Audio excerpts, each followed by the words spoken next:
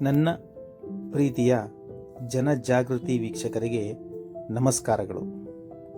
ಊರ ಹಬ್ಬದ ಪ್ರಯುಕ್ತ ಜಾತ್ರಾ ಮಹೋತ್ಸವವು ಕೆಂಗೇರಿಯಲ್ಲಿ ನೆರವೇರಿತು.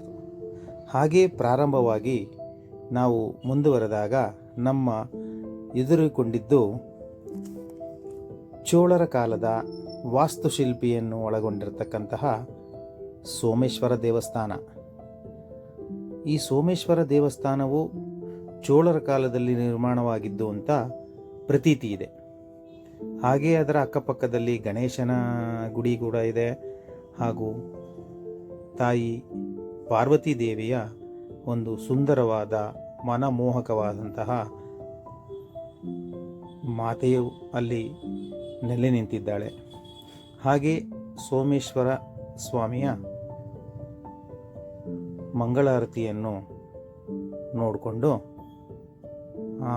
ಸ್ವಾಮಿಯ ದರ್ಶನವನ್ನು ಮಾಡಿ ಮಹಾಮಂಗಳಾರತಿ ತಗೊಂಡು ಹಾಗೆ ಪಕ್ಕದಲ್ಲಿರ್ತಕ್ಕಂಥ ಊರ ದೇವತೆ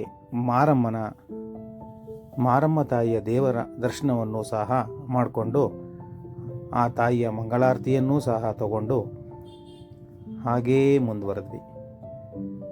ಆ ತಾಯಿ ಮಾರಮ್ಮ ದೇವಿ ಜಾತ್ರೆ ಮಹೋತ್ಸವವು ಒಂದು 4-5 ದಿವಸ ನಡೆಯುತ್ತೆ ಅಂತ ಅಲ್ಲಿನ ಹಿರಿಯರು ಹೇಳ್ತಾರೆ. ಮತ್ತು ಇದು ದಶಕಗಳಿಂದ ನಡೀತಾ ಬರ್ತಾ ಇದೆ ಅಂತ ಒಂದು ಪ್ರತೀತಿ.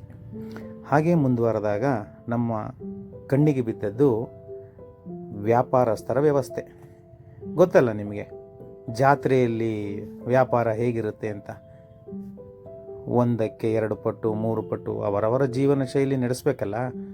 ಹಾಗೆ ಅದರಲ್ಲಿ ಚೌಕಾಸಿ ಮಾಡ್ತಕ್ಕಂತಹ ಎಷ್ಟೋ ಜನಸಾಮಾನ್ಯರು ಹಾಗೂ ಮಕ್ಕಳು ಇನ್ನೊಂದು ಮತ್ತೊಂದು ಮಗದೊಂದು ಬೇಕು ನನಗೆ ಅಂತ ಹಠ ಮಾಡಿದಾಗ ಮಕ್ಕಳನ್ನ ಗದರಿ ಪೋಷಕರು ಅದು ಬೇಡ ಇದು ತಗೋ, ಇದು ಬೇಡ ಅದು ತಗೋ ಅಂದರು. ಆದರೂ ಹಠಕ್ಕೆ ಮಣಿದು ಆ ವ್ಯಾಪಾರಸ್ಥರ ಬಳಿ ಚರ್ಚಿಸಿ ತಕ್ಕೊಡ್ತಾರೆ.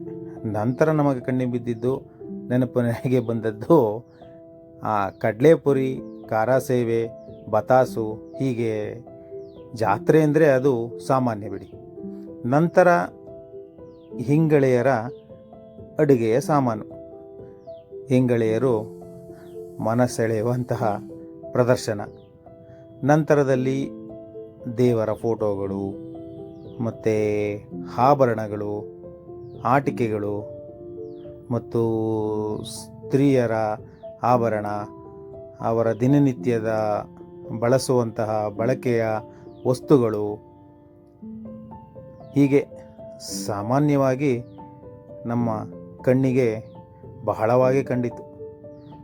ಸರ, ಮುತ್ತಿನ ಸರ, ಮತ್ತು ಇದು 50 ರೂಪಾಯಿ, ಇದು 20 ರೂಪಾಯಿ ಅಂತ ಅವರು ಕೂಗ್ತಾಯಿದ್ರು.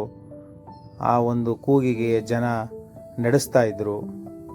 ಈ ಹಬ್ಬ ಹೇಗಿತ್ತು ಅಂದರೆ ಯಾವುದೇ ಜಾತಿ ಮತ ಯಾವುದನ್ನು ಲೆಕ್ಕಿಸದೆ ಜನರು ಸಂತೃಪ್ತಿಯಾಗಿ ಅದರಲ್ಲಿ ಪಾಲ್ಗೊಂಡಿದ್ದರು. ನಂತರ ನಾವು ಹಾಗೇ ಮುಂದುವರೆದು ಅದರಲ್ಲಿ ಪಕ್ಕದಲ್ಲೇ ಇದ್ದಂತಹ ಮಾರ್ಗದಮ್ಮ ಮತ್ತು ಅದಕ್ಕೆ ಮತ್ತೊಂದು ಹೆಸರಿದೆ ಕಸ್ತೂರಮ್ಮ ದೇವಸ್ಥಾನ ಅಂತ. ಇದು ತಾಯಿ ಗ್ರಾಮದ ಎಲ್ಲ ಜನಗಳಿಗೂ ತನ್ನ ಒಂದು ಮಾರ್ಗದರ್ಶನವನ್ನು ನೀಡ್ತಾಳೆ ಅಂತ ಒಂದು ಪ್ರತೀತಿ.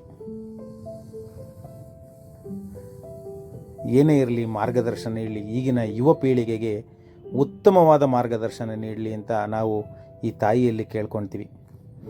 ಹಾಗೆ ಈಗಿನ ಪೀಳಿಗೆ ನಮ್ಮ ದೇಶದ ಸ್ವತ್ತಾಗಬೇಕು, ನಮ್ಮ ದೇಶಕ್ಕೆ ಏನಾದರೂ ಕೊಡುಗೆ ಕೊಡಬೇಕು ಅನ್ನೋದು ನಮ್ಮ ಮನದಾಳದ ಆಸೆ. ಅದೇ ರೀತಿಯ ತಾಯಿಯನ್ನು ನಾವು ಬೇಡ್ಕೊಂಡ್ವಿ. ತಾಯೇ, ಯಾರಿಗೆ ಮಾರ್ಗದರ್ಶನ ಕೊಡ್ತೀಯೋ ಇಲ್ಲೋ ಗೊತ್ತಿಲ್ಲ ತಾಯಿ, ಆದರೆ ಇವಾಗಿನ ಯುವ ಪೀಳಿಗೆಗೆ ಮಾರ್ಗದರ್ಶನ ಕೊಡಮ್ಮ. ನಮ್ಮ ಎಲ್ಲ ಸಂಸ್ಕಾರಗಳು ಸಂಸ್ಕೃತಿಗಳನ್ನು ಪಾಲಿಸ್ಕೊಂಡು ಹೋಗಿ ನಮ್ಮ ದೇಶಕ್ಕೆ ಯಾವುದೋ ಒಂದು ರೀತಿ ಸೇವೆ ಸಲ್ಲಿಸುವಂಥ ಸೇವಾಗುಣ ಕೊಡಲಿ ಅಂತ ಹೇಳಿ ಅಲ್ಲಿಂದ ನಾವು ಹೊರಟು